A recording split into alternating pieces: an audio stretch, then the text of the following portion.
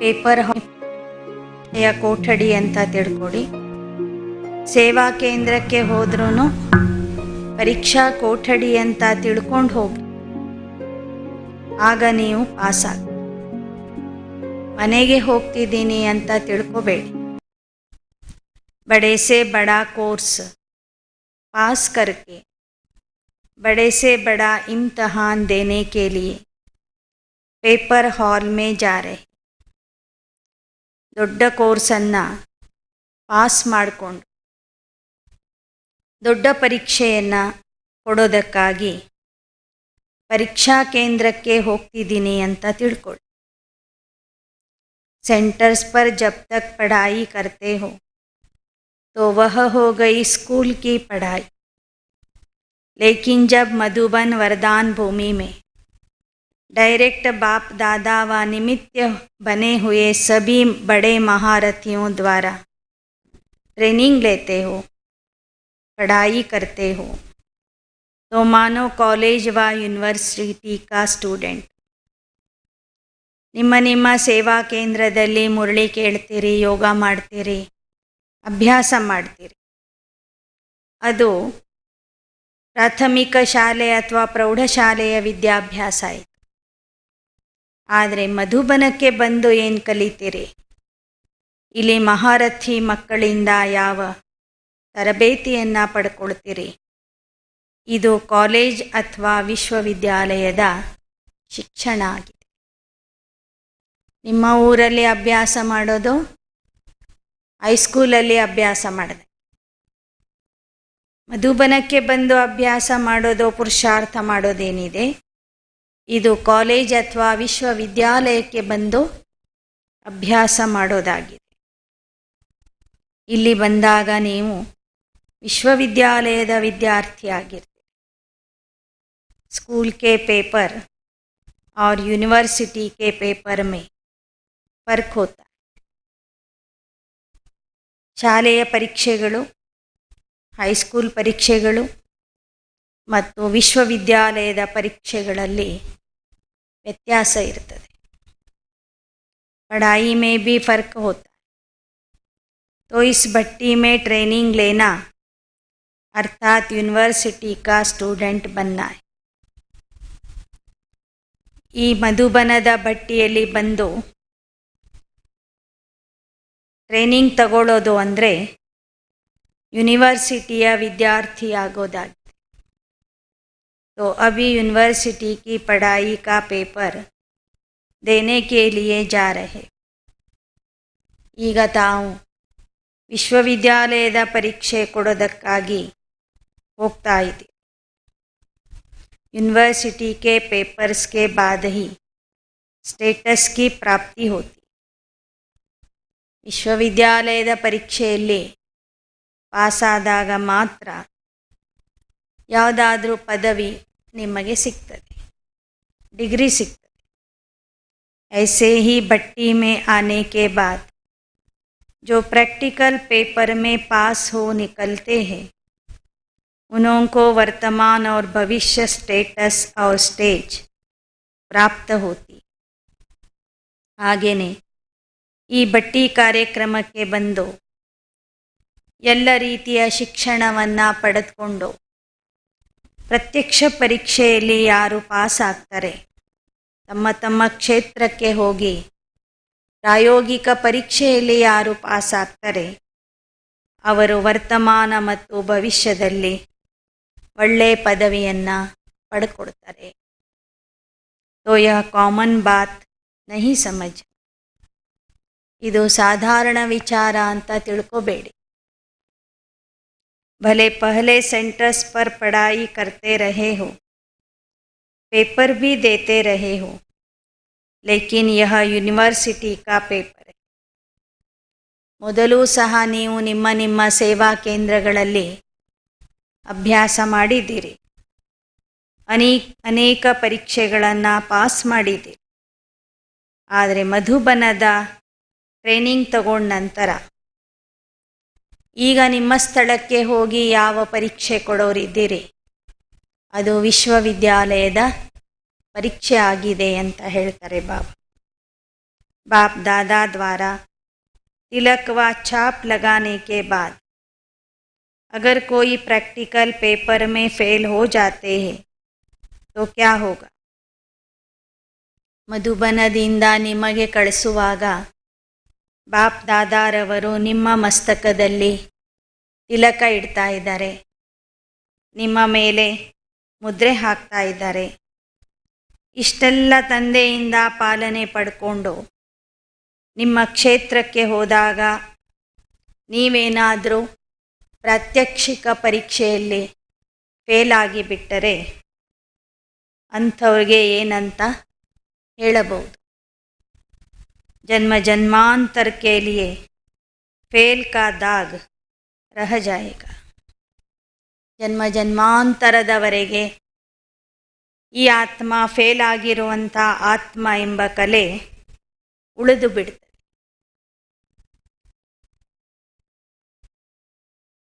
Fail होने का संस्कार व अपनी चलन महसूस होती हो तो आज के दिन में वह रहा हुआ दाग व कमजोरी की चलन व संस्कार मिटा कर जाना. ಇನ್ನೂ ಸಹ ನಿಮಗೇನಾದರೂ ಫೇಲ್ ಆಗ್ತೀನಿ ಅಂತ ಭಯ ಇದ್ದರೆ, ಸಂಶಯ ಇದ್ದರೆ, ಆ ಭಯದ ಸಂಸ್ಕಾರ, ದುರ್ಬಲತೆಯ ಸಂಸ್ಕಾರ ಮಧುಬನದಲ್ಲಿಯೇ ಬಿಟ್ಟು ಶಕ್ತಿಶಾಲಿಯಾಗಿ ನಿಮ್ಮ ಕ್ಷೇತ್ರಕ್ಕೆ ಹೋಗ್ರಿ. जिससे कि पेपर हॉल में जाए, पेपर में फेल न होने पाए. समझा? ಪರೀಕ್ಷೆ ಕೊಡೋದಕ್ಕೆ ಸಿದ್ಧರಾಗಿ ಹೋಗಬೇಕು. ಸಿದ್ಧರಾಗಿ ಹೋದಾಗ ಆ ಪರೀಕ್ಷೆಯಲ್ಲಿ ನೀವು ಫೇಲ್ ಆಗೋದಿಲ್ಲ, ಪಾಸ್ ಆಗ್ತೀರಿ. समझा? वह पेपर तो दे दिया, वह तो सहज है, लेकिन फाइनल नंबर व मार्क्स प्रैक्टिकल पेपर के बाद ही मिलते. ಮೊದಲು ಮಧುಬನದಲ್ಲಿ ಏನಾದರೂ ಬಟ್ಟಿ ಕಾರ್ಯಕ್ರಮ ಇದ್ದಾಗ, ಬಟ್ಟಿ ಕಾರ್ಯಕ್ರಮ ಇತ್ತು ಅಂದರೆ ಕೊನೆಗೆ ಒಂದು ಪರೀಕ್ಷೆನೂ ಮಾಡ್ತಿದ್ರು. ಅಲ್ಲಿ ಲಿಖಿತ ಪರೀಕ್ಷೆ ಇರ್ತಿತ್ತು. ಆ ಬಟ್ಟಿಯಲ್ಲಿ ಅವ್ರು ಯಾವ ಕ್ಲಾಸ್ಗಳನ್ನು ಕೇಳಿರ್ತಾರೆ ಆ ಎಲ್ಲ ಧಾರಣಾ ಕ್ಲಾಸ್ಗಳ ಆಧಾರದಿಂದ ಒಂದು ಪ್ರಶ್ನೆ ಪತ್ರಿಕೆ ಮಾಡಿ ಎಲ್ಲರಿಗೂ ಕೊಡ್ತಿದ್ರು. ಎಲ್ಲರೂ ಆ ಪ್ರಶ್ನೆ ಪತ್ರಿಕೆಗೆ ಉತ್ತರನೂ ಬರೀತಿದ್ರು. ಅದಕ್ಕೆ ಬಾಬಾ ಹೇಳ್ತಿದ್ದಾರೆ, ಮಧುಬನದಲ್ಲಿ ಏನು ನೀವು ಲಿಖಿತ ಪರೀಕ್ಷೆ ಕೊಟ್ಟಿದ್ದೀರಿ ಅದರಲ್ಲಿ ಏನೋ ಪಾಸ್ ಆಗಿಬಿಟ್ಟಿದ್ದೀರಿ. ಆದರೆ ಈಗ ನಿಮ್ಮ ಸ್ಥಾನಕ್ಕೆ ಹೋದಾಗ ಅಲ್ಲಿ ಪ್ರಾಕ್ಟಿಕಲ್ ಪರೀಕ್ಷೆ ನಡೀತದೆ. ಆ ಪ್ರಾಕ್ಟಿಕಲ್ ಪರೀಕ್ಷೆಯ ಅಂಕಗಳನ್ನು ಸೇರಿಸಿದಾಗ ಮಾತ್ರ ನೀವು ಪಾಸು ಫೇಲು ಅಂತ ಸ್ಪಷ್ಟವಾಗಿ ಗೊತ್ತಾಗ್ತದೆ. तो यह स्मृति और दृष्टि दोनों को परिवर्तन में लाकर जाना है. ಆದ್ದರಿಂದ ನಿಮ್ಮ ಸ್ಮೃತಿ ಮತ್ತು ದೃಷ್ಟಿಯನ್ನು ಪರಿವರ್ತನೆ ಮಾಡ್ಕೊಂಡು ಹೋಗಬೇಕು. ಸ್ಮೃತಿ में क्या रहे कि हर सेकंड मेरा पेपर हो रहा है. ಸ್ಮೃತಿಯಲ್ಲಿ ಏನಿರಬೇಕು ಅಂದರೆ ಪ್ರತಿ ಕ್ಷಣದಲ್ಲಿ ನನ್ನ ಪರೀಕ್ಷೆ ನಡೀತಾ ಇದೆ, ನಾನು ಪೇಪರ್ ಬರಿತಾ ಇದ್ದೀನಿ ಅಂತ ತಿಳ್ಕೋಬೇಕು. दृष्टि में क्या रहे, पढ़ाने वाला बाप और पढ़ने वाला मैं, ಸ್ಟೂಡೆಂಟ್ ಆತ್ಮ. ದೃಷ್ಟಿಯಲ್ಲಿ ಏನಿರಬೇಕು, ಓದಿಸುವವನು ತಂದೆ, ಓದುವನು ನಾನು. ನಾನು ಆ ತಂದೆಯ ವಿದ್ಯಾರ್ಥಿ ಆತ್ಮ ಆಗಿದ್ದೀನಿ ಅಂತ ನೆನ್ಪಿಟ್ಕೊಳ್ಳಿ. ಸ್ಮೃತಿಯಲ್ಲಿ ಪ್ರತಿ ಕ್ಷಣ ನಾನು ಪರೀಕ್ಷೆ ಕೊಡ್ತಿದ್ದೀನಿ ಅಂತ ತಿಳ್ಕೊಳ್ಳಿ. ದೃಷ್ಟಿಯಲ್ಲಿ ಓದಿಸುವವನು ತಂದೆ, ನಾನು ಅವನ ವಿದ್ಯಾರ್ಥಿ ಅಂತ ನೆನ್ಪಿಟ್ಕೊಳ್ಳಿ. यह स्मृति वृत्ति और दृष्टि बदल कर जाने से फेल नहीं होंगे. ಈ ಥರ ನಿಮ್ಮ ಸ್ಮೃತಿ, ನಿಮ್ಮ ವೃತ್ತಿ, ನಿಮ್ಮ ದೃಷ್ಟಿಯನ್ನು ಪರಿವರ್ತನೆ ಮಾಡಿಕೊಂಡು ಹೋದಾಗ, ನಿಮ್ಮ ಕ್ಷೇತ್ರಕ್ಕೆ ಹೋದಾಗಲೂ ನೀವು ಫೇಲ್ ಆಗೋದಿಲ್ಲ, ಪಾಸ್ ಆಗ್ತೀರಿ. ಒಂದು ನಿಮ್ಮ ಸ್ಮೃತಿ, ನೆನಪುಗಳು ಬದಲಾಗಬೇಕು. ವೃತ್ತಿ ಅಂದರೆ ವಿಚಾರಗಳು ಬದಲಾಗಬೇಕು. ದೃಷ್ಟಿ ಅಂದರೆ ದೃಷ್ಟಿಕೋನ ಬದಲಾಗಬೇಕು. ಆಗ ಮಾತ್ರ ನೀವು ಪಾಸ್ ಆಗಲಿಕ್ಕೆ ಸಾಧ್ಯ. तो भट्टी कोई साधारण बात नहीं समझ. ಭಟ್ಟಿಗೆ ಹೋಗಿ ಬರುವುದು ಅಂದರೆ ಸಾಧಾರಣ ವಿಚಾರ ಅಂತ ತಿಳ್ಕೊಬೇಡ್ರಿ. ಯ ಭಟ್ಟಿ ಕಿ ಛಾಪ್ और ತಿಲಕ್ ಸದಾ ಕಾಯಂ ರಖನಾ ಹೈ. ಭಟ್ಟಿಯ ಈ ಮುದ್ರೆ ಮತ್ತು ತಿಲಕ ಸದಾ ನಿಮ್ಮಲ್ಲಿ ಅವಿನಾಶಿಯಾಗಿ ಇರಬೇಕು.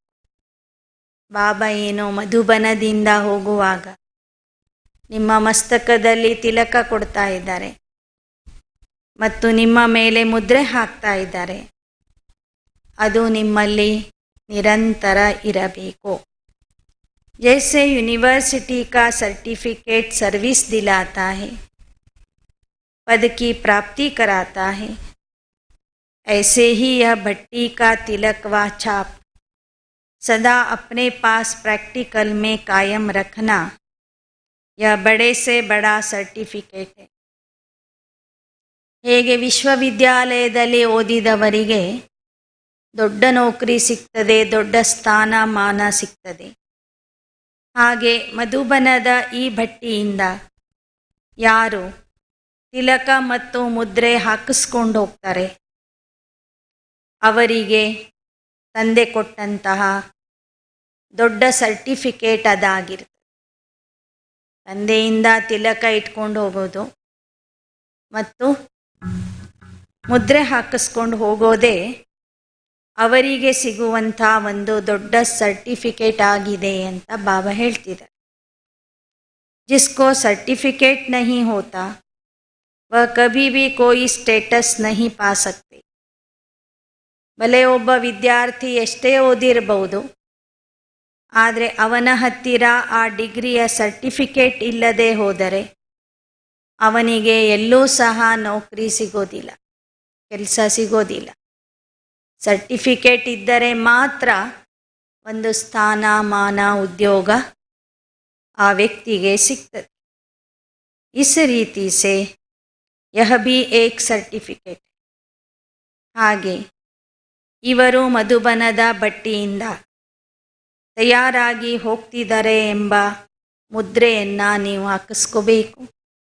ವಿಜಯದ ತಿಲಕವನ್ನು ನೀವು ಧರಿಸ್ಕೋಬೇಕು. ಅದೇ ನಿಮಗೆ ಸರ್ಟಿಫಿಕೇಟ್ ಆಗಿರ್ತದೆ. ಭವಿಷ್ಯ ವ ವರ್ತಮಾನ ಪದ ಕಿ ಪ್ರಾಪ್ತಿ ವ ಸಫಲತಾ ಕಾ ಸರ್ಟಿಫಿಕೇಟ್. ಈ ಸರ್ಟಿಫಿಕೇಟ್ ನಿಮಗೆ ಭವಿಷ್ಯದಲ್ಲಿ ಮತ್ತು ವರ್ತಮಾನದಲ್ಲಿ ಶ್ರೇಷ್ಠ ಪ್ರಾಪ್ತಿಯ ವರದಾನ ಕೊಡ್ತದೆ, ಶ್ರೇಷ್ಠ ಪ್ರಾಪ್ತಿಯನ್ನು ಮಾಡಿಸ್ತದೆ. ಇದು ಸಫಲತೆಯ ಸರ್ಟಿಫಿಕೇಟ್ ಆಗಿದೆ. ಸರ್ಟಿಫಿಕೇಟ್ ಕೋ ಸದೈವ ಸಂಭಾಲ ಜಾತಾ ಹೈ. ಯಾವುದೇ ಒಂದು ಪರೀಕ್ಷೆ ಪಾಸ್ ಮಾಡಿದ ಮೇಲೆ ಸರ್ಕಾರ ಏನು ಸರ್ಟಿಫಿಕೇಟ್ ಕೊಡ್ತದೆ, ಆ ಸರ್ಟಿಫಿಕೇಟನ್ನು ವಿದ್ಯಾರ್ಥಿಗಳು ಬಹಳ ಸಂಭಾಲನೆ ಮಾಡಿ ಇಟ್ಕೊಂಡಿರ್ತಾರೆ. ಬಹಳ ಎಚ್ಚರಿಕೆ ವಹಿಸಿ ಅದನ್ನು ಇಟ್ಕೊಂಡಿರ್ತಾರೆ. ಅಲ್ಬೇಲೆಪನ್ ಸೆ ಖೋ ಜಾತಾ ಹೈ. ಆದರೆ ಹುಡುಗಾಟಿಕೆ ಮಾಡುವಂಥ ವಿದ್ಯಾರ್ಥಿಗಳು, ಅಲಕ್ಷ್ಯ ಮಾಡುವಂಥ ವಿದ್ಯಾರ್ಥಿಗಳು ಒಮ್ಮೊಮ್ಮೆ ಸರ್ಟಿಫಿಕೇಟನ್ನೇ ಕಳ್ಕೊಂಡು ಬಿಡ್ತಾರೆ. ಹಾಗೆ ಇಲ್ಲೂ ಸಹ ಕಬಿ ಮಾಯಾ ಸರ್ಟಿಫಿಕೇಟ್ ಚುರಾ ಲೇತಿ. ಒಮ್ಮೊಮ್ಮೆ ಮಾಯೆ ಬಾಬಾ ಕೊಟ್ಟಿರುವಂಥ ಸರ್ಟಿಫಿಕೇಟನ್ನು ಮಕ್ಕಳಿಂದ ಕಸ್ಕೊಂಡು ಬಿಡ್ತದೆ, ಸರ್ಟಿಫಿಕೇಟನ್ನು ಕದ್ದು ಬಿಡ್ತದೆ. कभी भी माया के अधीन यानी वश होकर पुरुषार्थ में अलबेलापन नहीं लाना है. ಅದಕ್ಕಾಗಿ ನೀವು ಯಾವತ್ತೂ ಮಾಯೆಗೆ ಅಧೀನ ಆಗಿ ಪುರುಷಾರ್ಥದಲ್ಲಿ ಅಲಕ್ಷ್ಯ ಮಾಡಬಾರದು.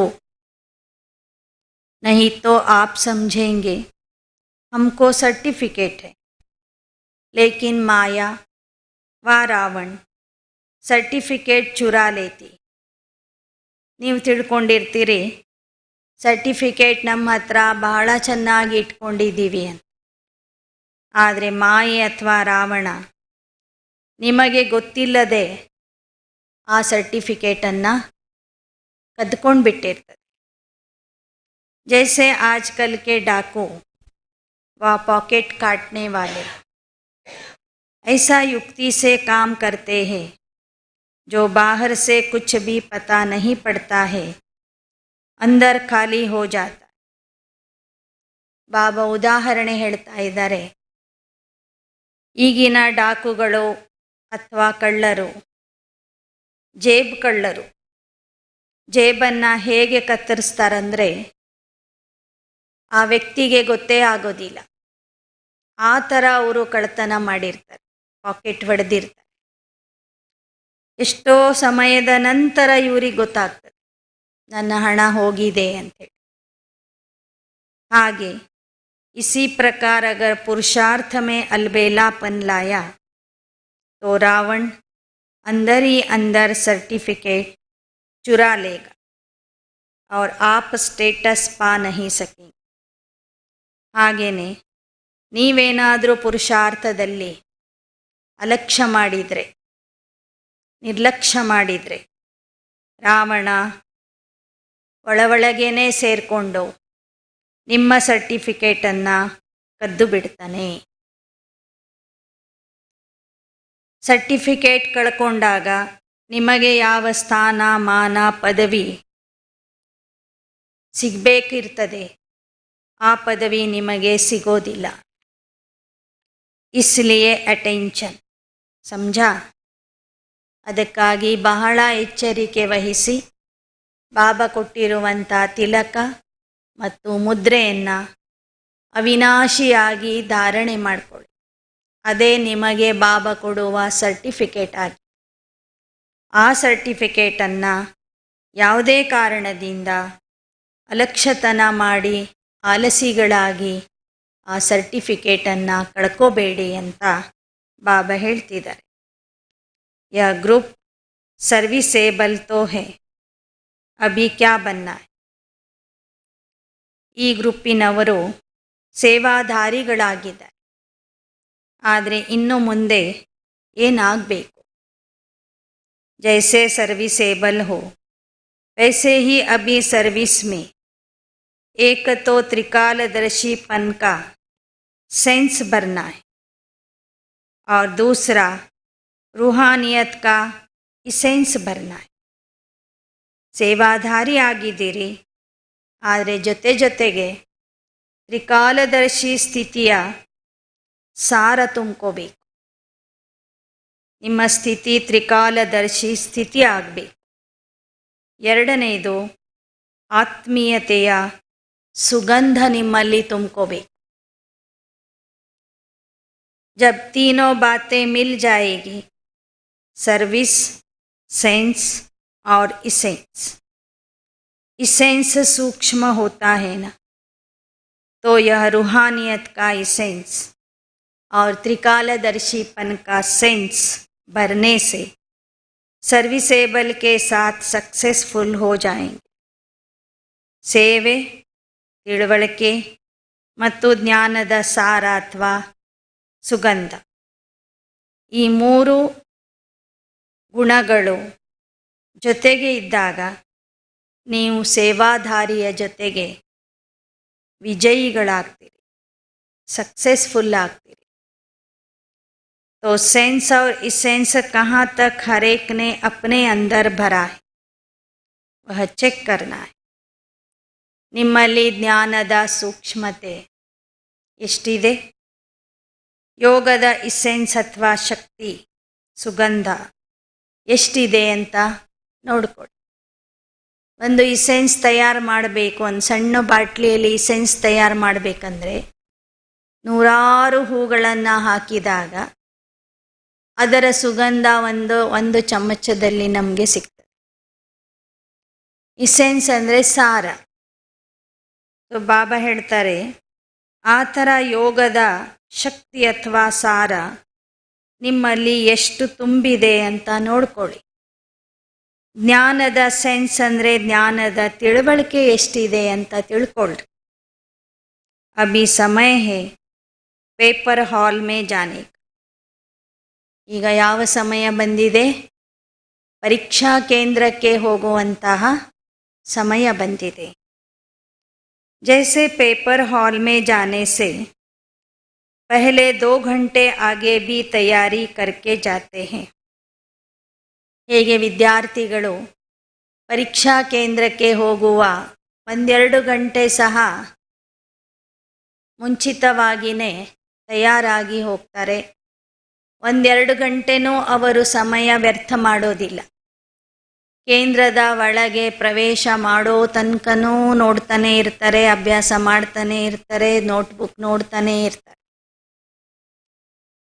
आपको भी पेपर हॉल में जाने के पहले अपने को तैयार करने के लिए अभी समय. ಪರೀಕ್ಷೆಗೆ ಹೋಗುವಂಥವ್ರಿಗೆ ಮಧ್ಯ ಮಧ್ಯ 1 ದಿನ 2 ದಿನ ಅವಕಾಶ ಕೊಟ್ಟಿರ್ತಾರೆ ಓದ್ಕೊಳ್ಳಿಕ್ಕೆ. ಹಾಗೆ ನಿಮಗೂ ಸಹ ಬಾಬಾ ಹೇಳ್ತಾರೆ, ಪರೀಕ್ಷೆಗೆ ತಯಾರಾಗೋದಕ್ಕೆ ಈಗ ನಿಮಗೆ ಸಮಯ ಕೊಡಲಾಗಿದೆ. ಪರೀಕ್ಷೆಯ ತಯಾರಿ ಮಾಡಿಕೊಳ್ಳಿಕ್ಕೆ ಸಮಯ ಕೊಡಲಾಗಿದೆ. ಜೈಸೆ ಸುನಾಯಾ ಥಾ कि ब्रह्मा कुमार के साथ में ತಪಸ್ವಿ ಕುಮಾರ್ ಬಿ ದಿಖಾಯಿ. ಹೇಗೆ ಬಾಬಾ ಹೇಳಿದರು, ಬ್ರಹ್ಮ ಕುಮಾರ ಆಗೋದರ ಜೊತೆಗೆ ನೀವು ತಪಸ್ವಿ ಕುಮಾರನು ಆಗಬೇಕು. तो वह अपने नैनों में चेहरे में रूहानियत धारण की है. ಆ ಥರ ನೀವು ನಿಮ್ಮ ನಯನಗಳಲ್ಲಿ ಅಥವಾ ಮುಖದಲ್ಲಿ ಆತ್ಮಿಕ ಸ್ಥಿತಿಯನ್ನು ಧಾರಣೆ ಮಾಡಿಕೊಂಡಿದ್ದೀರಾ. जो जाते ही अलौकिक न्यारे और सबके प्यारे नजर आओ. ಈ ಭಟ್ಟಿ ಕಾರ್ಯಕ್ರಮದಿಂದ ನಿಮ್ಮ ಸ್ಥಳಕ್ಕೆ ಹೋದಾಗ ನೋಡುವಂಥವರಿಗೆ ನೀವು ಅಲೌಕಿಕ ವ್ಯಕ್ತಿಯ ರೂಪದಲ್ಲಿ ಕಾಣಿಸ್ಬೇಕು. ನ್ಯಾರ ಮತ್ತು ಪ್ಯಾರಾ ಸ್ಥಿತಿಯಲ್ಲಿ ಕಾಣಿಸ್ಬೇಕು. न सिर्फ भट्टी वालों को लेकिन जो भी मधुबन में आते हैं उन सभी को यह धारणाएं विशेष रूप से करनी. ಕೇವಲ ಭಟ್ಟಿ ಮಾಡ್ಕೊಂಡು ಹೋಗೋರಿಗೆ ಮಾತ್ರ ಅಲ್ಲ, ಈ ಮಾತನ್ನು ಬಾಬಾ ಮಧುಬನಕ್ಕೆ ಬರುವಂಥ ಎಲ್ಲ ಮಕ್ಕಳಿಗೆ ಹೇಳ್ತಾ ಇದ್ದಾರೆ. ಯಾರೆಲ್ಲರೂ ಮಧುಬನಕ್ಕೆ ಬಂದು ಹೋಗ್ತೀರಿ, ಅವರು ಹೋದ ನಂತರ ಯಾವ ಥರ ಕಾಣಿಸ್ಬೇಕು? ಅವರು ಅಲೌಕಿಕ ವ್ಯಕ್ತಿಯ ರೂಪದಲ್ಲಿ ಕಾಣಿಸ್ಬೇಕು. ನ್ಯಾರ ಮತ್ತು ಪ್ಯಾರಾ ಸ್ಥಿತಿ ಅವರಲ್ಲಿ ಕಾಣಿಸ್ಬೇಕು. न सिर्फ भट्टी वालों लेकिन मधुबन में जो भी आते हैं उन सभी को यह धारणाएं विशेष रूप से करनी. ಮಧುಬನಕ್ಕೆ ಬರುವಂಥವರು ಎಲ್ಲರೂ ಈ ಧಾರಣೆಯನ್ನು ಮಾಡ್ಕೊಂಡು ಹೋಗಬೇಕು. ನ್ಯಾರ ಮತ್ತು ಪ್ಯಾರಾ ಆಗಿ ಹೋಗಬೇಕು. ಭಟ್ಟಿ सक्सेस रही इनों की पढ़ाई की रफ्तार से आप संतुष्ट हो. ಈ ಭಟ್ಟಿ ಚೆನ್ನಾಗಿತ್ತಾ? ನಿಮಗೆ ಹೇಗೆ ಅನ್ನಿಸ್ತು?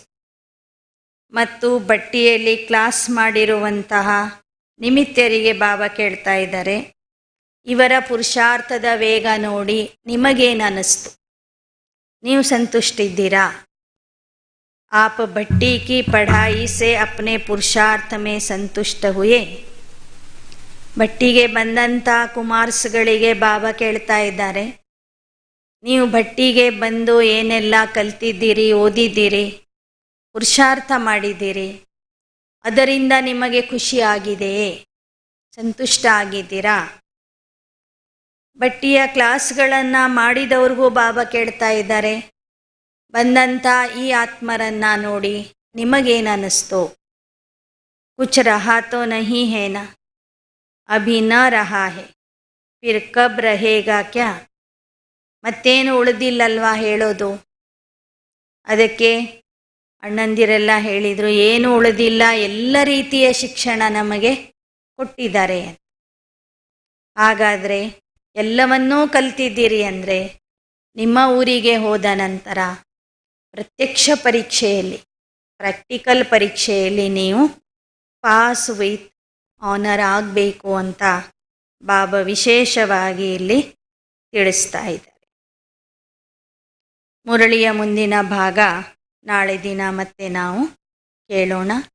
ಓಂ ಶಾಂತಿ. ಕುಮಾರ್ಸ್ಗಳ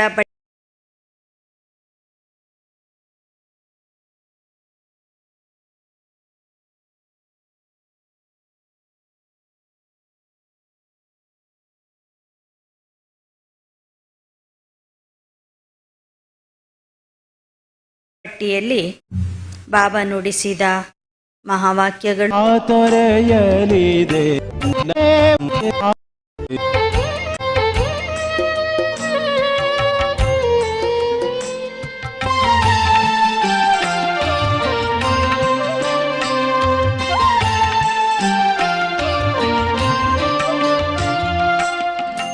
ನಿನ್ನ ನೋಡಿ ಕಂಡೆ ನಾನು, ಒಡನೆ ತಂದೆ ರೂಪವಾ, ಎನ್ನ ಜೀವನ ಸಖನು ನೀನೆ, ಸರ್ವ ಸಂಬಂಧ ನೀನೆ.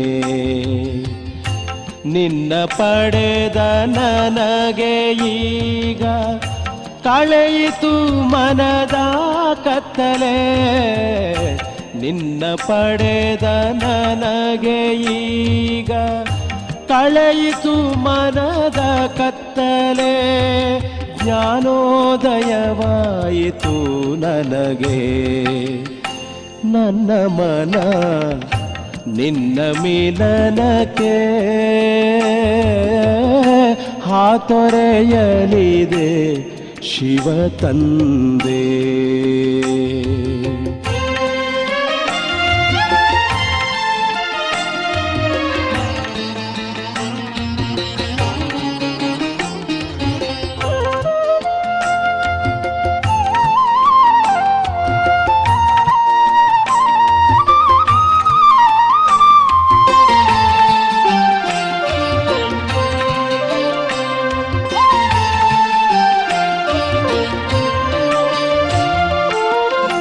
ನಿನ್ನ ನೆನಪು ಸದಾ ತುಂಬಿದೆ, ಎಲ್ಲವನ್ನೂ ನಾ ಮರೆತೆ.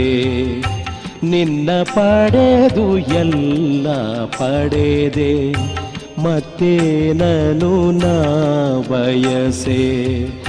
ನಿನ್ನ ನೆನಪಿನ ಉಯ್ಯಾಲೆ ತೂಗುತ್ತಿದೆ ಮನದಂಗಳದಿ, ನಿನ್ನ ನೆನಪಿನ ಉಯ್ಯಾಲೆ ತೂಗುತ್ತಿದೆ ಮನದಂಗಳದಿ, ತೂಗುತ್ತಿದೆ ಮನದಂಗಳದಿ. ನನ್ನ ಮನ ನಿನ್ನ ಮಿಲನಕ್ಕೆ ಹಾತೊರೆಯಲಿದೆ ಶಿವ ತಂದೆ.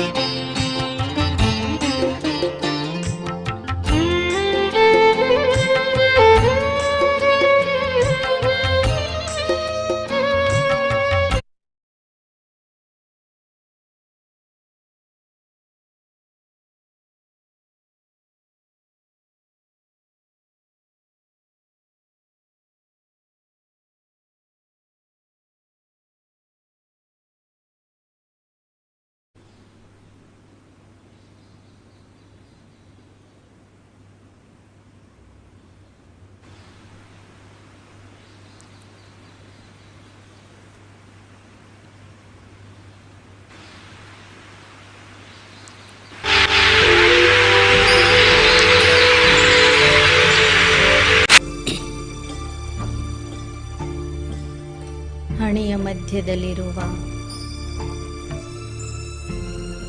ಹೊಳೆಯುವ ನಕ್ಷತ್ರ ನಾನು.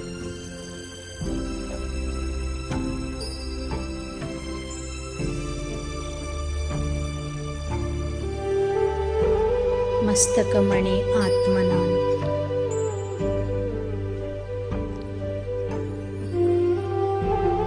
ಈ ಸ್ಥೂಲ ದೇಹದಿಂದ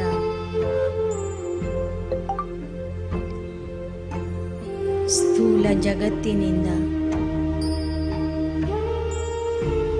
ದೂರ ಹೋಗುತ್ತಿದ್ದೇನೆ.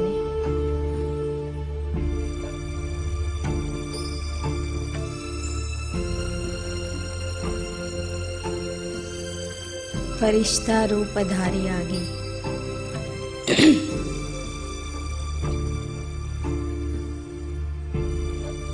ಹಾರುತ್ತಾ ಹಾರುತ್ತಾ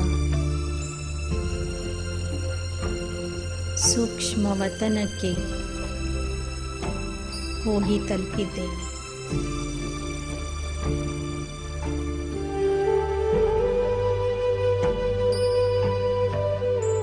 ಫರಿಷ್ಠಾ ರೂಪದಲ್ಲಿ ಇರುವಂತಹ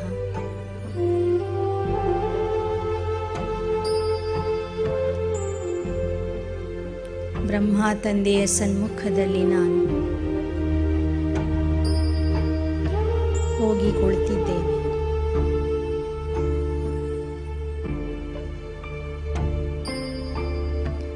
ಬ್ರಹ್ಮರವರ ಹಣೆಯ ಮಧ್ಯದಲ್ಲಿ ಸರ್ವಶಕ್ತಿವಂತನಾದ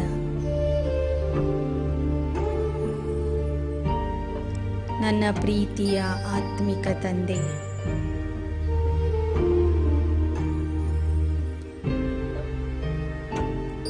ಆ ಪರಮಾತ್ಮನನ್ನು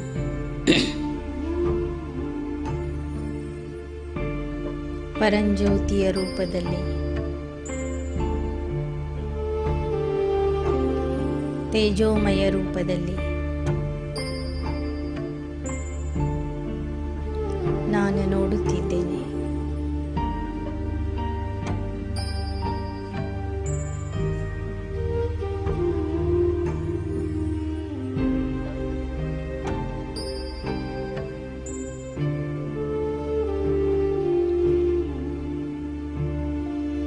ಈ ದಿನ ನಾನು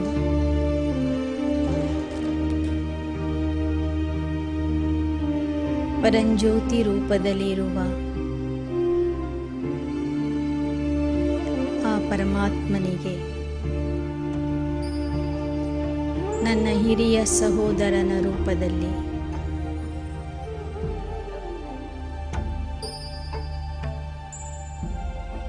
ಹಿರಿಯ ಅಣ್ಣನ ರೂಪದಲ್ಲಿ ನೋಡುತ್ತಿದ್ದೇನೆ.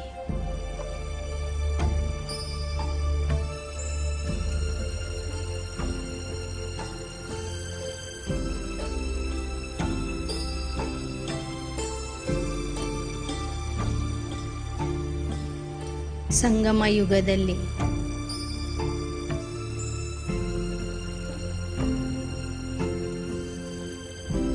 ಆ ಪರಮಾತ್ಮ ತಂದೆ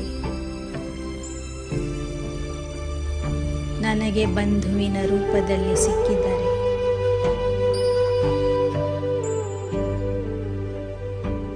ನಾನು ಎಂತಹ ಭಾಗ್ಯಶಾಲಿ ಆತ್ಮ ಆಗಿದ್ದೇನೆ.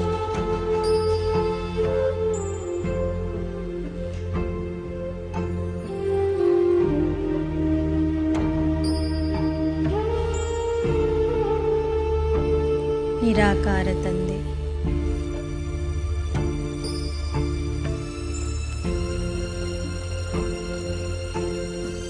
ನನ್ನ ಹಿರಿಯ ಸಹೋದರನ ಸಂಬಂಧದಿಂದ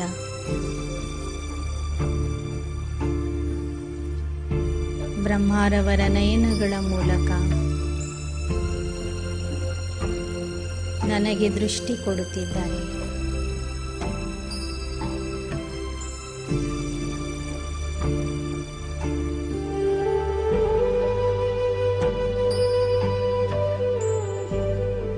ಹಿರಿಯ ಸಹೋದರನ ಪ್ರೀತಿ ವಾತ್ಸಲ್ಯ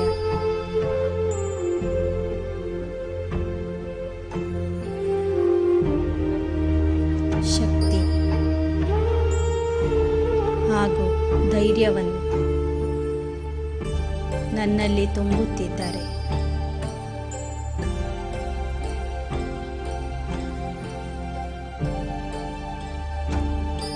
ಬ್ರಹ್ಮರವರ ನಯನದ ಮೂಲಕ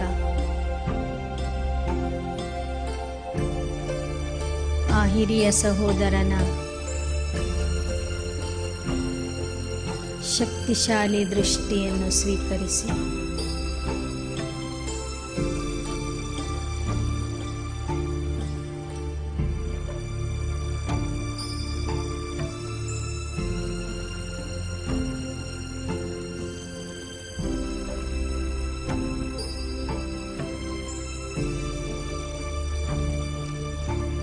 ಅತ್ಯಂತ ಪ್ರೀತಿಯಿಂದ ದೃಷ್ಟಿಯನ್ನು ಸ್ವೀಕರಿಸುತ್ತಾ ಆತ್ಮಿಕ ಸಂಭಾಷಣೆಯನ್ನು ಪ್ರಾರಂಭ ಮಾಡಿರಿ.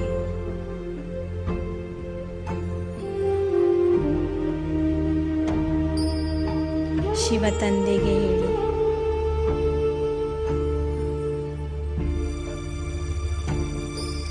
ಸಂಗಮ ಯುಗದಲ್ಲಿ ನನಗೆ ನೀನು ನಿರಾಕಾರ ರಾಮನ ರೂಪದಲ್ಲಿ, ಶಿವರಾಮನ ರೂಪದಲ್ಲಿ ಸಿಕ್ಕಿದೀಯ.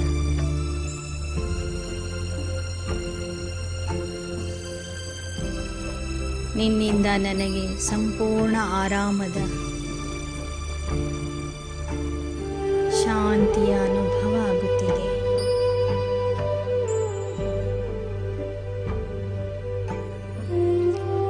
ನಾನು ನಿನ್ನ ಅನುಜ ಲಕ್ಷ್ಮಣ ಆಗಿದ್ದೇನೆ.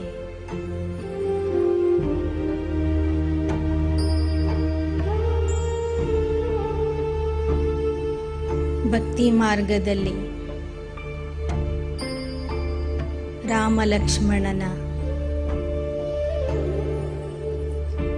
ಪ್ರೀತಿಯ ದೃಷ್ಟಾಂತ ಏನಿದೆ, ಚರಿತ್ರೆ ಇದೆ,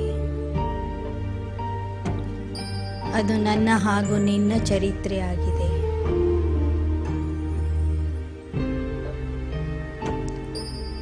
ನನ್ನ ಹಾಗೂ ನಿನ್ನ ದೃಷ್ಟಾಂತ ಆಗಿದೆ.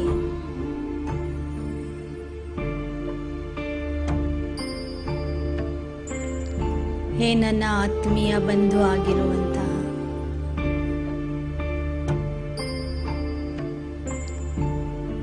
ಶಿವರಾಮ, ನಾನು ನಿನ್ನ ಅನುಜ ಲಕ್ಷ್ಮಣ ಆಗಿದ್ದೇನೆ. ನನ್ನ ಜೀವನಕ್ಕೆ ಯಾವುದೇ ಲಕ್ಷ್ಯ ಇರಲಿಲ್ಲ,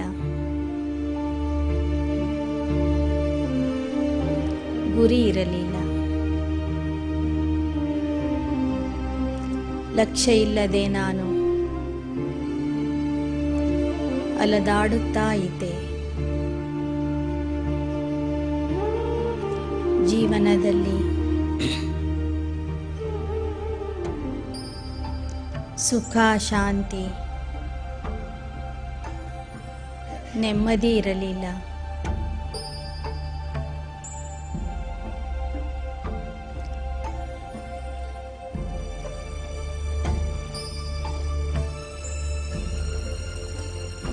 ಹೀಗೆ ದುಃಖದಲ್ಲಿ ಅಲದಾಡುತ್ತಿರುವ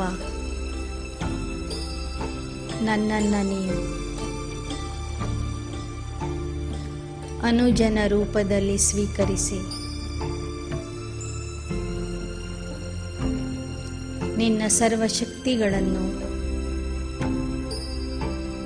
ಸರ್ವಗುಣಗಳನ್ನು ನನ್ನಲ್ಲಿ ತುಂಬುತ್ತಿದ್ದೀಯ.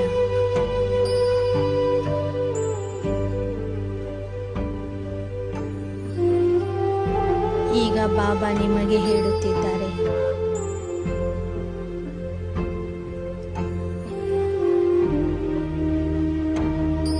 ಹೇ ಅನುಜ,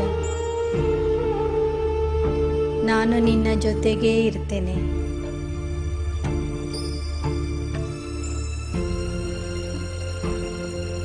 ನಿನ್ನ ಜೀವನದ ಜವಾಬ್ದಾರಿಯನ್ನು ನಾನು ವಹಿಸಿಕೊಳ್ಳುತ್ತೇನೆ.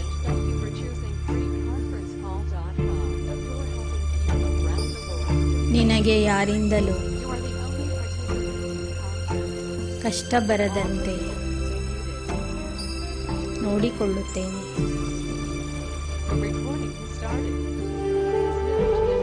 ನೀನು ಭಯಪಡಬೇಡ, ಧೈರ್ಯದಿಂದ ಇರು.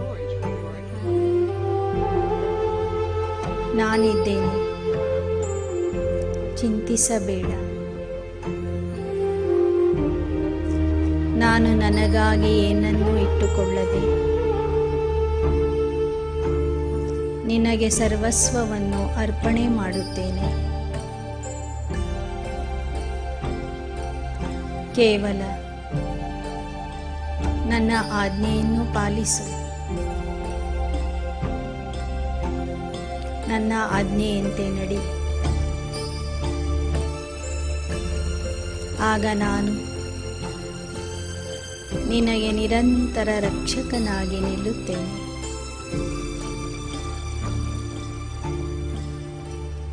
ಈಗ ನೀವು ಆ ಹಿರಿಯ ಸಹೋದರನಿಗೆ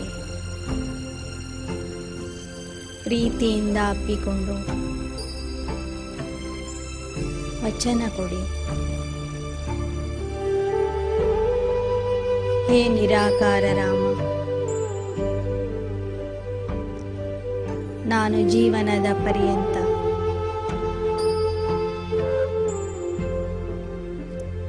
ನಿನ್ನ ಸರ್ವ ಆಜ್ಞೆಗಳನ್ನು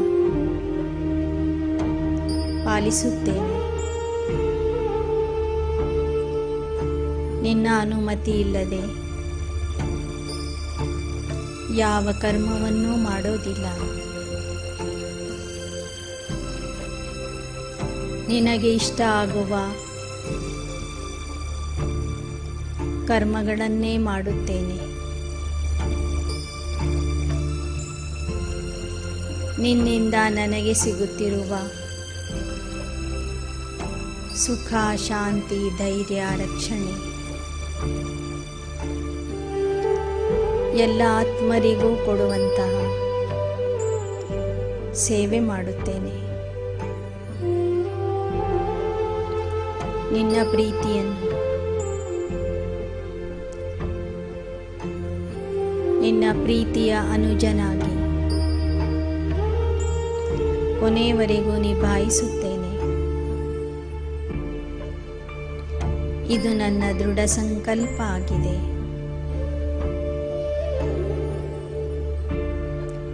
ಈ ನನ್ನ ದೃಢ ಸಂಕಲ್ಪ, ದೃಢ ವಚನವನ್ನು ಕೇಳಿ ನನ್ನ ನಿರಾಕಾರ ಬಂಧು ಬ್ರಹ್ಮರವರ ಮೂಲಕ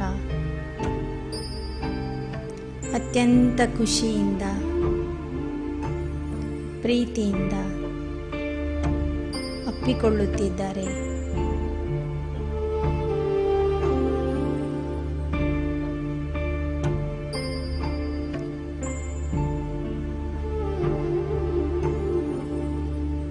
ಆ ಅಣ್ಣನ ಹಾಗೂ ನನ್ನ ಪ್ರೀತಿ ರಾಮ ಲಕ್ಷ್ಮಣನ ಕಥೆಯ ರೂಪದಲ್ಲಿ ಯುಗ ಯುಗಾಂತರಗಳವರೆಗೆ ಹೀಗೆ ಎಲ್ಲ ಸಹೋದರರಿಗೆ ಒಂದು ಆದರ್ಶ ಉದಾಹರಣೆಯ ರೂಪದಲ್ಲಿ ತಿಳಿಯಲಿ.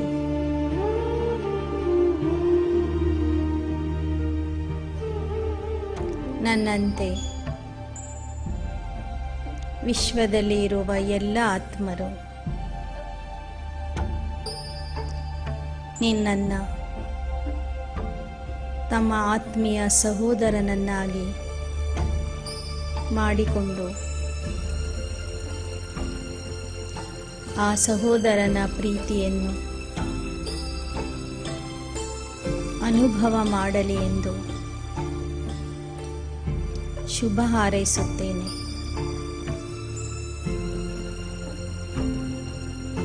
ಒಂದೆರಡು ನಿಮಿಷಗಳ ಸಮಯ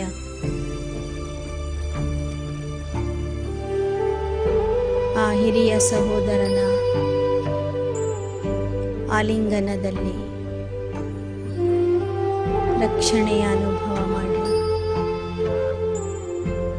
ಸುಖ ಶಾಂತಿ ಆನಂದದ ಅನುಭವ ಮಾಡ್ರಿ. ನಿರಾಕಾರ ರಾಮ ಸಾಕಾರ ಬ್ರಹ್ಮರವರ ಮೂಲಕ ಬೆನ್ನು ತಟ್ಟಿ ನನಗೆ ಧೈರ್ಯ ತುಂಬುತ್ತಿದ್ದಾರೆ ಎಂಬ ಅನುಭವದಲ್ಲಿ ಮುಳುಗಿರಿ.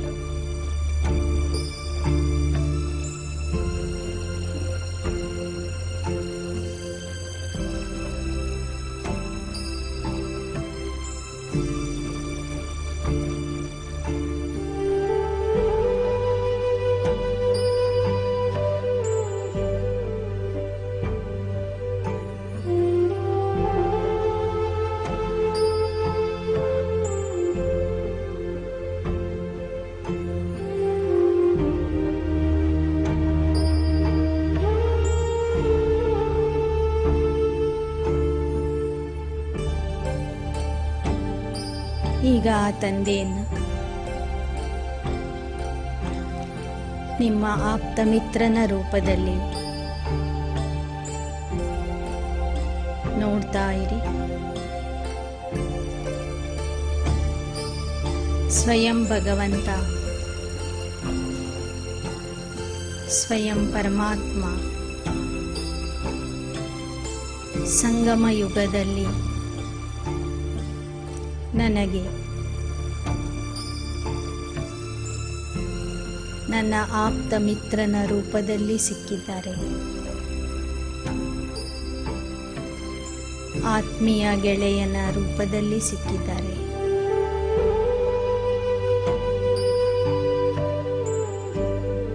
ಇಂತಹ ಮಿತ್ರ ಪ್ರಪಂಚದಲ್ಲಿ ಯಾರಿಗೂ ಸಿಕ್ಕಿಲ್ಲ.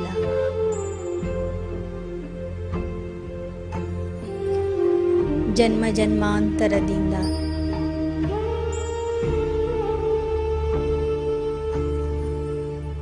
ಅನೇಕರ ಜೊತೆಗೆ ಸ್ನೇಹ ಬೆಳೆಸಿದೆ. ಅನೇಕ ಮಿತ್ರರ ಜೊತೆಗೆ ಇದ್ದೆ. ಆದರೆ ನೀನು ಕೊಡುವಂತಹ ಸುಖ ಶಾಂತಿ ಸ್ನೇಹ ನನಗೆ ಯಾರಿಂದಲೂ ಸಿಕ್ಕಿರಲಿಲ್ಲ.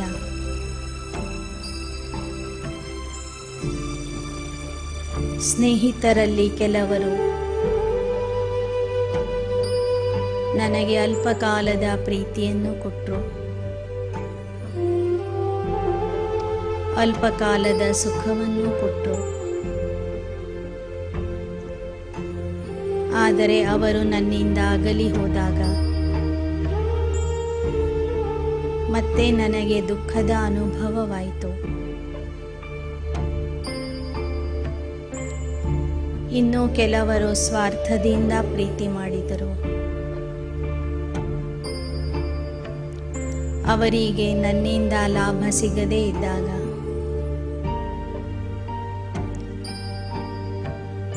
ನನ್ನ ಸ್ನೇಹವನ್ನು ಬಿಟ್ಟು ಹೋದರು.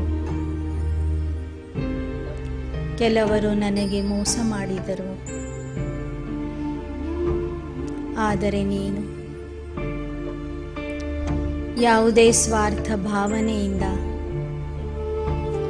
ಪ್ರೀತಿ ಮಾಡುವಂಥ ಗೆಳೆಯ ಅಲ್ಲ. ನೀನು ನಿಸ್ವಾರ್ಥ ಸ್ನೇಹಿತ ಆಗಿದೀಯ.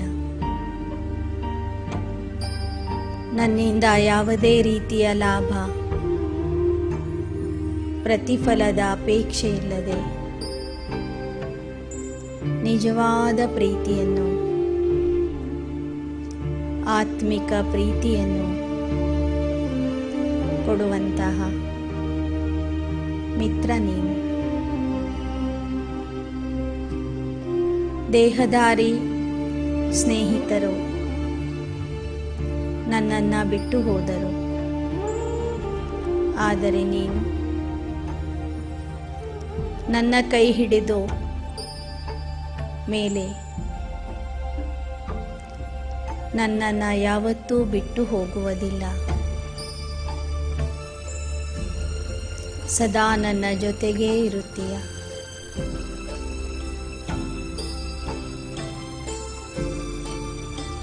ನನ್ನ ಜೊತೆಗೆ ಊಟ ಮಾಡುತ್ತೀಯ, ನನ್ನ ಜೊತೆಗೆ ಆಟ ಆಡುತ್ತೀಯ, ನನ್ನ ಜೊತೆಗೆ ಓಡಾಡುತ್ತೀಯ. ನನ್ನ ಎಲ್ಲ ದುಃಖ ಕಷ್ಟಗಳನ್ನು ದೂರ ಮಾಡುವಂತಹ ಸ್ನೇಹಿತ ನೀನು. ಸದಾ ಈ ಸ್ನೇಹವನ್ನು ನಿಭಾಯಿಸಲು ಸಿದ್ಧನಾಗಿದೀಯ.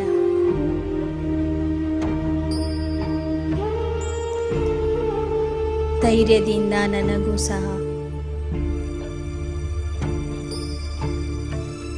ಧೈರ್ಯ ನೀಡುತ್ತಿದ್ದೀಯ. ನಾನಿದ್ದೀನಿ, ಚಿಂತಿಸಬೇಡ ಎಂದು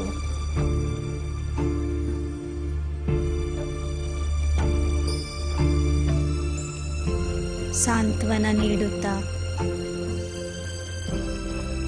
ನನ್ನಲ್ಲಿ ಸದಾ ಕಾಲದ ಧೈರ್ಯ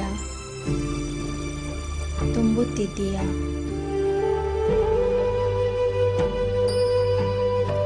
ಸಂಗಮ ಯುಗದಲ್ಲಿ ನಾನು ಅತ್ಯಂತ ಸಾಧಾರಣ ಆತ್ಮ. ಎಲ್ಲವನ್ನೂ ಕಳೆದುಕೊಂಡು ನಿರಾಧಾರ ನಿರಾಶ್ರಿತ ಆಗಿರುವಂತಹ ಬಡ ಆತ್ಮ ನಾನು.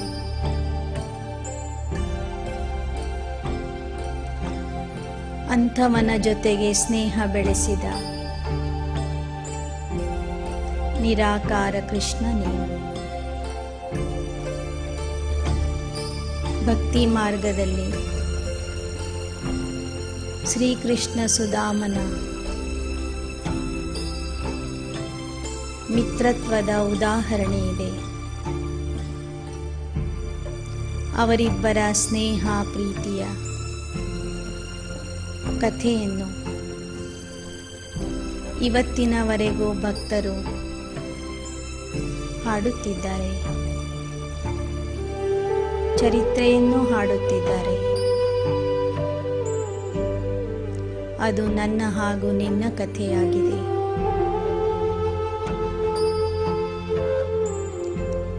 ಜಗತ್ತಿನ ದೃಷ್ಟಿಯಲ್ಲಿ ಸಾಮಾನ್ಯ ಆತ್ಮ ಆಗಿರುವಂತಹ ನನ್ನನ್ನು ನೀನು ಆರಿಸಿಕೊಂಡಿದ್ದೀಯ.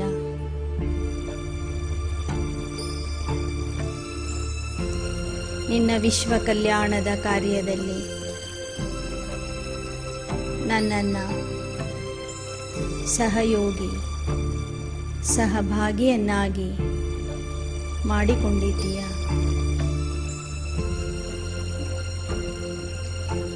ನಾನು ಮಾಡುವ ಅಲ್ಪ ಸೇವೆಗೆ ಪ್ರತಿಯಾಗಿ ನನಗೆ ಸ್ವರ್ಗದ ರಾಜ್ಯ ಭಾಗ್ಯವನ್ನು ನೀಡುತ್ತಿದ್ದೀಯ.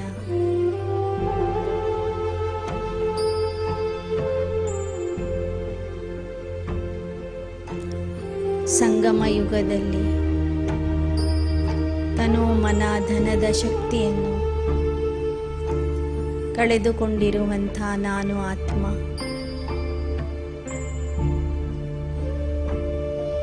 ನನ್ನ ಹತ್ತಿರ ಇರುವಷ್ಟು ತನು ಮನ ಧನದಿಂದ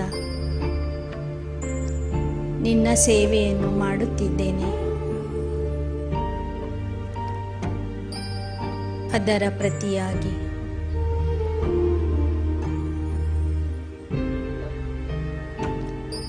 ನಾನು ಕೇಳದೇ ಇರುವಷ್ಟು, ಬೇಡದೇ ಇರುವಷ್ಟು, ಸಂಕಲ್ಪದಲ್ಲಿಯೂ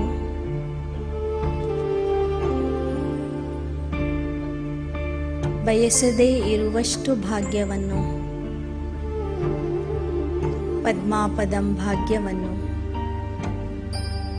ನನಗೆ ಕೊಡುತ್ತಿದ್ದೀಯ. ಚಿನ್ನದ ಅರಮನೆಗಳನ್ನು ಕೊಡುತ್ತಿದ್ದೀಯ.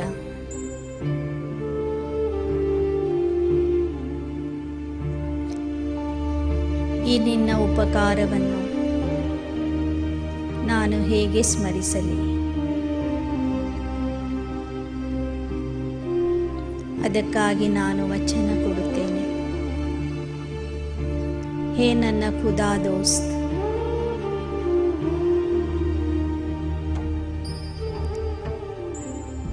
ನೀನು ನನ್ನ ಜೊತೆಗೆ ಮಾಡಿದ ಸ್ನೇಹವನ್ನು, ಬೆಳೆಸಿದ ಪ್ರೀತಿಯನ್ನು ನಾನು ಕೊನೆಯವರೆಗೂ ನಿಭಾಯಿಸುತ್ತೇನೆ. ಇಂತಹ ಖುದಾ ದೋಸ್ತ ಸಿಕ್ಕಿರುವುದೇ ನನ್ನ ದೊಡ್ಡ ಭಾಗ್ಯ. ನಿನ್ನ ಸ್ನೇಹದ ಕೈಯನ್ನು ನಾನು ಎಂದೂ ಬಿಡುವುದಿಲ್ಲ.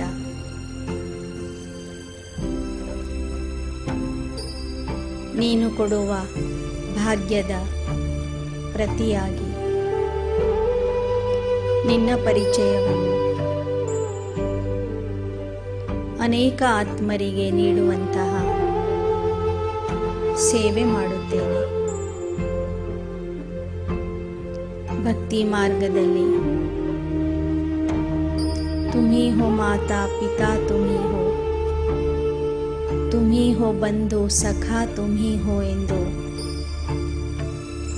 ಯಾರು ಹಾಡಿದ್ದರು ಅವರೆಲ್ಲರಿಗೂ ಆ ಬಂಧು ಮತ್ತು ಸಖಾ ಸಂಬಂಧದ ಪರಿಚಯವನ್ನು ಮಾಡಿಕೊಡುತ್ತೇನೆ. ಅಣ್ಣನ ರೂಪದಲ್ಲಿ ಮತ್ತು ಮಿತ್ರನ ರೂಪದಲ್ಲಿ ನೀನು ನನಗೆ ಕೊಡುತ್ತಿರುವ ಸುಖ, ಶಾಂತಿ, ನೆಮ್ಮದಿ, ಧೈರ್ಯ, ಶಕ್ತಿ ಎಲ್ಲವನ್ನು ಅನೇಕ ಆತ್ಮರಿಗೆ ನಾನು ಹಂಚುತ್ತೇನೆ.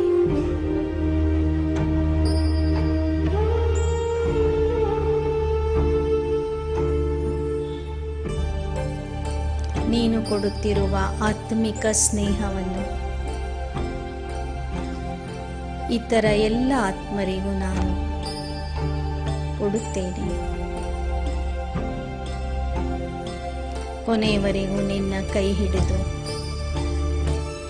ನಿನ್ನ ಜೊತೆಗೇ ಇರುತ್ತೇನೆ.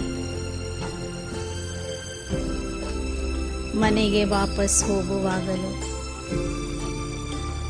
ನಿನ್ನ ಕೈ ಹಿಡಿದು ನಿನ್ನ ಜೊತೆಗೇ ಬರುತ್ತೇನೆ. ಇದು ನನ್ನ ದೃಢ ಸಂಕಲ್ಪ ಆಗಿದೆ ಎಂದು ಹೇಳುತ್ತಾ ಆ ಖುದಾ ದೋಸ್ತನ ಕೈಗಳನ್ನು ಹಿಡಿದು ಪ್ರೀತಿಯಿಂದ ಅವನ ದೃಷ್ಟಿಯನ್ನು ಸ್ವೀಕರಿಸಿರಿ.